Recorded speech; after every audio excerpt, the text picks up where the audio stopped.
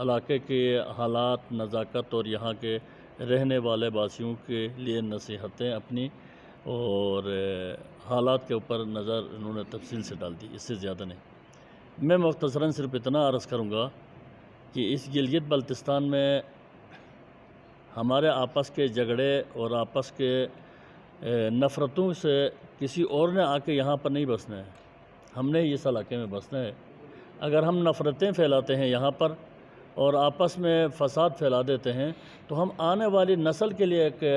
برا پیغام چھوڑ کے جاتے ہیں کہ ہماری آنے والی نسل بھی ہماری طرح برباد ہوتی چلی جائے، وہ بھی کامیابی کے راہ پر نہ بیٹھے۔ اور دوسری بات یہ ہے کہ ہم یہاں پر جو مسلمان یہاں پر ہیں، ہم عملی مسلمان نہیں ہیں، ہم فیس بک اور واٹس ایپ کے مسلمان ہیں۔ وہاں پر ہم اپنی مسلمانی دکھا دیتے ہیں لیکن عملی میدان میں ہماری کوئی مسلمانی نظر نہیں آتی ہے۔ ہمیں اپنے کردار اور اپنے عمل کے اندر یہ دکھانا ہوگا کہ بھئی میں مسلمان ہوں تو مسلمان کے اندر کیا صفات ہیں، مسلمان کی کیا نشانیاں ہیں، ان کو ہمیں معاشرے کے اندر لے کر آنا پڑے گا۔ لیکن ہم یہ نہیں کرتے ہیں، ہم ملبہ کسی اور کے اوپر ڈالنے کی کوشش کر دیتے ہیں اور خود کو اتنا پاک صاف دکھا دیتے ہیں کہ بھئی دنیا میں میرے مقابلے کا کوئی نہیں ہے، جس کے لیے وہ اکثر کہا جاتا ہے کہ یہ علامہ سید جمال الدین افغانی، اس نے پوری دنیا کی سیر کی۔ اس نے واپس آ کر جو لکھا تھا کتاب میں، اس نے یہ جملہ لکھا تھا کہ جب میں نے یورپ کے ممالک میں جا کے دیکھا تو بازار میں، دکانوں میں، ہر جگہ پر اسلام بکھرا پڑا ہوا تھا لیکن مجھے کوئی مسلمان نظر نہیں آ رہا تھا۔ لیکن جب میں واپس ایشیا کے اندر آ کے دیکھا تو ہر جگہ مسلمانوں کی بوچھاڑ تھی لیکن کہیں مجھے اسلام نظر نہیں آ رہا تھا۔ تو ہم اسلام کے دعوے دار تو ہیں لیکن اسلام کے عمل پیرا ہونے والے لوگ نہیں ہیں، یہاں سب سے بڑی مشکل یہ ہے۔ اور دوسری بات یہ ہے کہ کہیں چھوٹا سا مسئلہ پیش آتا ہے تو مجھ جیسے ناسمجھ کچھ لوگ اس مسئلے کو اتنا آگے لے کے جاتے ہیں اور اتنا بڑا کر کے بیان کر دیتے ہیں کہ علاقے کے اندر دوسرے دن سے آگ لگنی شروع ہو جاتی ہے۔ بھئی یہ علاقہ اتنے فسادات کا متحمل نہیں ہو سکتا ہے۔ اور دوسری بات جو میں لمبی نہیں کرنا چاہتا تھا لیکن یہ بات کر دوں گا، منسٹر صاحب یہاں پر بیٹھے ہیں، حکومت کے سارے ذمہ دار یہاں پر وزراء بھی بیٹھے ہوئے ہیں۔ گلگت کے اندر ایسے حالات پیدا ہوتے کیوں ہیں یہ روز؟ اس کو دیکھنا پڑے گا اور اس کی دو وجوہات ہیں۔ جو گورنمنٹ گلگت بلتستان میں آتی ہے اس کی جو مشکل پیش آتی ہے تو اپنے اس مشکل کو حل کرنے کے لیے ایک ضابطہ بنا دیتی ہے، اگلی حکومت آ کر اس کو ٹوکری میں پھینک دیتی ہے۔ گلگت میں مشکل یہ ہے، وہ حکومت اپنی مشکلات کو ٹال دیتی ہے اس ضابطے کی شکل میں، اس قانون کی شکل میں، پھر ایک حکومت آئی تو وہ کہتی ہے کہ بھئی مجھے ایسے ضابطوں مابطوں کی ضرورت نہیں ہے، میں نے خود بنانا ہے۔ پھر دوسری گورنمنٹ آ جائے گی، پھر وہ کہتے ہیں کہ بھئی مجھے ان کی ضرورت نہیں ہے۔ تو ان کو اسی طرح سے لے کے جاتے ہیں تو وہ اپنے مفادات کو آگے لے کے بیٹھتے ہیں، علاقے کے مفادات اور علاقے کے پائیدار امن کے لیے وہ کردار ادا نہیں کرتے۔ تو امید ہے انشاءاللہ اس گورنمنٹ سے کہ جنہوں نے اس مسئلے کے اوپر دن رات 4 دن، حکومتی وزراء بھی ہمارے ساتھ تھے، ہمارے ملک کے ادارے بھی ہمارے ساتھ تھے اور تمام مکاتب فکر کے علماء کا بھی تعاون تھا ہمارے ساتھ، جن کے تعاون سے آپ آج الحمدللہ ایک مشکل سے، ایک تکلیف دہ چیز سے ہم نکل کر آرام اور سکون سے رہنے کے لیے، سب کو یہ پیغام دینے کے لیے ہم سب یہاں پر جمع ہوئے ہیں۔ اور دوسرا مسئلہ گلگت بلتستان کے اندر مشکل یہ ہے کہ یہاں پر کہیں بھی کبھی بھی کسی سے کوئی غلطی ہوتی ہے تو فوراً یہاں گلگت بلتستان میں بیلنس پالیسی کے اوپر عمل کیا جاتا ہے۔ میری گزارش یہ ہوگی کہ یہاں پر گورنمنٹ بیلنس پالیسی اپنانے کی بجائے دیکھے کہ کہیں میں غلطی پر ہوں تو مجھے اس وقت سزا دے دے تاکہ آنے والوں کے لیے میں عبرت بن جاؤں،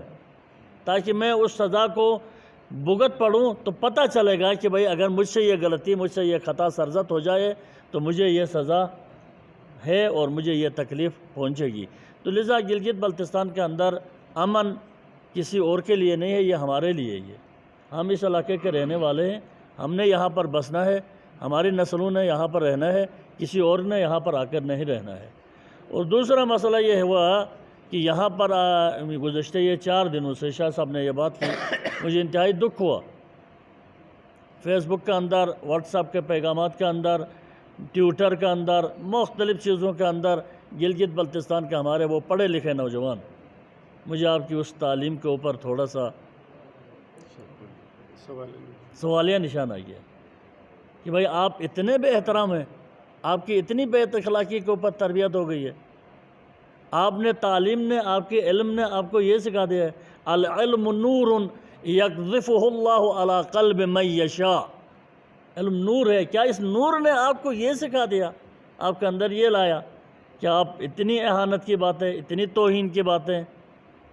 اتنی برائیوں کی باتیں آپ کو سنبھالنے کے لیے علم کیا سکھاتا ہے؟ علم آپ کو کیا تربیت دیتا ہے؟ کیا ہماری تربیت اسلامی گھرانوں کے اندر نہیں ہو گئی ہے؟ کیا ہم مسلمان نہیں ہیں؟ آپ اتنی اور کل ہی جا کر جناب آپ حرام کو حلال کرنے کے لیے اس مولوی کے بغیر آپ کی زندگی اجیرن ہے، لیکن فیس بک میں آ گئے تو سب سے بڑا حرام یہ مولوی ہے۔ عجیب نہیں ہے؟ آپ کے نسل جو اس دنیا میں حلال نسل چل رہی ہے ہماری، اس کو اس حرام کو حلال بنانے میں کردار اس کا ہے، وہ جملے ادا نہ ہو معاملہ خراب ہے بھائی۔ لیکن جب میں بولنے پہ آتا ہوں تو سب سے برا بھی یہ ہے، سب سے نجس بھی یہ ہے، سب سے بڑا منافق بھی یہ ہے، سب سے زیادہ غلطیاں بھی اس کی ثابت کر دیتا ہوں۔ خدا را علمی میدان میں یہ چیزیں نہیں ہونی چاہیے۔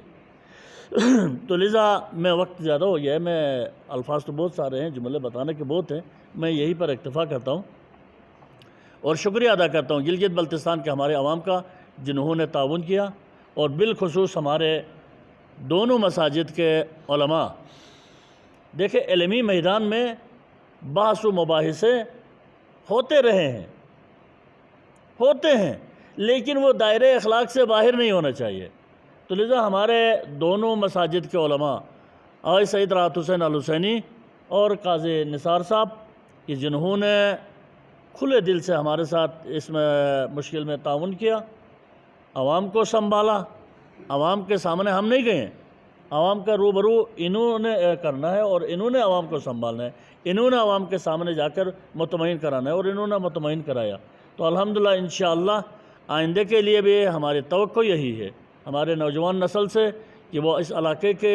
امن، اس علاقے کی بہتری کے لیے اپنا کردار ادا کرے، اور ہم ایک حساس خطے میں رہتے ہیں اور اس خطے کی نزاکت یہی ہے کہ ہم آپس میں اتحاد و اتفاق اور امن سے رہیں، اور ہمارے علماء سے بھی یہ توقع ہے، نہ صرف ان دو علماء سے، ہمارے دوسرے علماء جو اس ملک میں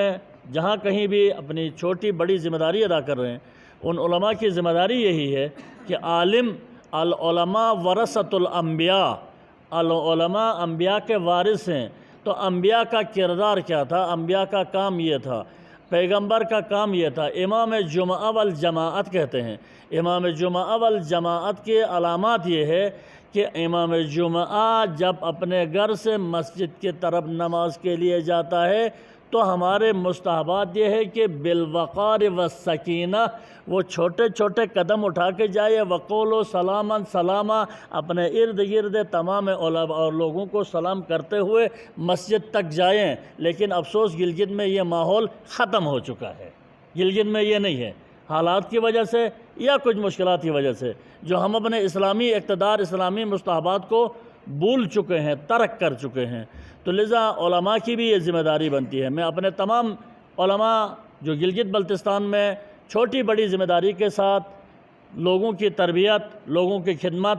دینی خدمات انجام دے رہے ہیں، میں یہی دست بدست گزارش کروں گا کہ آپ عوام کو امن کا پیغام دے دیں۔ اسلام امن کا دین ہے، آپ لوگوں کی اخلاقی تربیت کریں، لوگوں کو مختلف فقہی اختلافی مسائل پر الجھانے کی بجائے بہتر ہے آپ عوام کو اخلاق، اولاد کی تربیت، آج ہماری نئی نسل کی اخلاقی تربیت نہیں ہو چکی ہے، ان کی تربیت کرنا ہے، اور اسی لیے ہمیں اس نئی نسل کی تربیت کی ذمہ داری سب سے زیادہ علماء کے کاندھوں پر آتی ہے، اور ہمیں اس علاقے کے اندر آگے بڑھنے کے لیے اپنا کردار، ہر مکتب فکر کے لوگوں کی ذمہ داری ہے کہ وہ اپنے مکتب فکر میں جو بھی علماء رہتے ہیں وہ اپنا کردار ادا کرے، لوگوں کو امن کی درس دے دیں، اور انشاءاللہ امید ہے کہ گلگت بلتستان کے اندر آنے والے وقتوں میں بہتر طریقے سے امن برقرار ہوگا، اور ہم حکومت کے بھی شکر گزار ہیں اور یہ امید بھی رکھتے ہیں کہ امن کے لیے جو ضابطے بن گئے ہیں، ضابطہ اخلاق جو 2012 بنا ہوا تھا، 2012 کو ضابطہ اخلاق بنا اور وہ ایکٹ بنا اسمبلی کے اندر، اور وہ آج تک باہر عمل درآمد نہیں ہو رہا ہے۔ وجہ کیا ہے؟ اس کو عمل درآمد کرانا گورنمنٹ کی ذمہ داری ہے۔ ہم گزارش کریں گے، منسٹر صاحب بھی یہاں پر بیٹھے ہیں ہمارے ساتھ، اور سب سے بڑی ذمہ داری بھی انفارمیشن کی بنتی ہے، یہ انہوں نے یہ کرنا آگے لے کر جا کر، اور انشاءاللہ چیف منسٹر اور اس کی پوری ٹیم سے یہی توقع رکھتے ہیں کہ وہ ان پر عمل درآمد کرائے۔ ایکٹ بنا ہے تاکہ گلگت بلتستان کے اندر میں مولوی، شیخ، سید،